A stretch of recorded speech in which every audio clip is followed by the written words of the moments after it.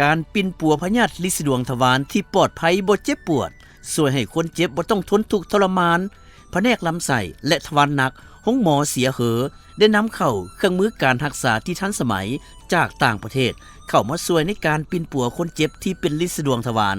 ลินดวงทวารในและนอกลินดวงแบบผสมเป็นบาดอยู่ทวารหนักติ่งเนื้ออยู่ทวารและเลือดออกหูทวารพวกเขาได้เชิญเซียวซานเฉพาะด้านจากประเทศจีนมาให้คำแนะนำในการรักษาปิ่นปัวให้ทุกท่านบอกลาความเจ็บปวดบ่ต้องทนทุกข์ทรมานอีกต่อไปโดยที่บ่ต้องนอนห้องหมอเซาไว้แน่นอนต้องมาที่แผนกกระเพาะลำไส้และทวารหนักห้องหมอเสียเหอเท่านั้นห้องหมอเสียเหอตั้งอยู่ใกล้กับสี่แยกไฟแดงดงประซักบ้านอุโมงค์เมืองสีโคตะบองนครหลวงเวียงจันทน์สนใจติดต่อสอบถามได้ที่หมายเลขโทรศัพท์020 9999 2178 020 88 76 1111สุขภาพทางเดินอาหารที่ดีของพวกท่านคือความรับผิดชอบของพวกเขา